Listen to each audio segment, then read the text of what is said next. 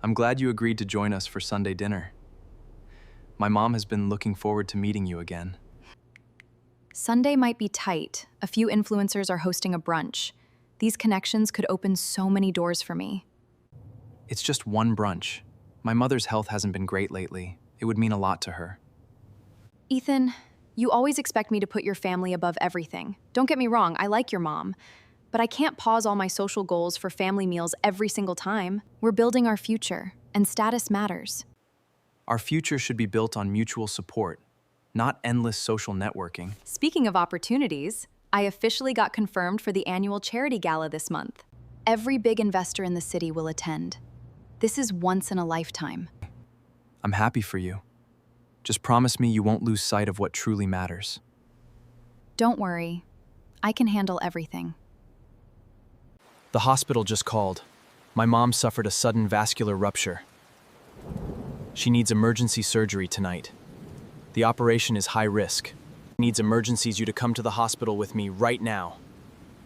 Ethan, I have the city's most exclusive charity gala tonight. It's invite-only, A-list celebrities, top investors, and social elites will all be there. My mom is going through life-threatening surgery. This is a family emergency. Your gala can be skipped.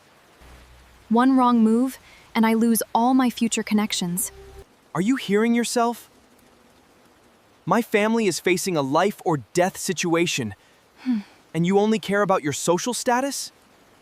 Let me be honest. My gala is far more important than your mom's surgery tonight.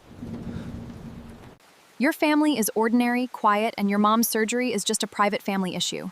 My gala determines my entire social future and class level. We are engaged. You are supposed to be my family, my first support system when I'm in crisis. If you walk out that door to attend the gala tonight, our engagement is over permanently. You're bluffing. You've always been dependent on me socially. You won't end this over a simple family matter.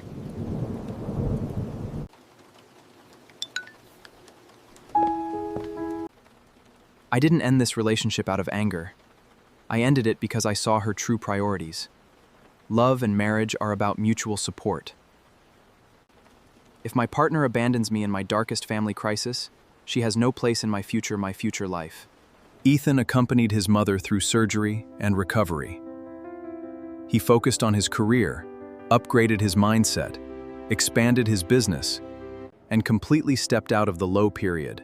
2 years later, he became a successful high-net-worth entrepreneur with a stable and peaceful life.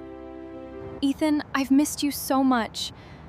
I was so young and vain back then. I realize now how wrong I was. That gala brought me nothing but empty vanity. I lost everything trying to climb high society. I realize now you were the only real and stable person in my life. Can we fix us? Can we start over? There's nothing to fix. You made your choice 2 years ago. You chose your empty social vanity over my family's life. It was a stupid mistake. I didn't mean to hurt you. I just wanted a better life. It was not a mistake. It was your value system. A person's choice in crisis defines their entire character. You wanted high status and fancy social life. I respect that, but you should never abandon your partner's family crisis for vanity. I don't need someone who only loves my success. I need someone who can stand with me through my hardest storms. You failed that test, permanently. So I have no second chance at all?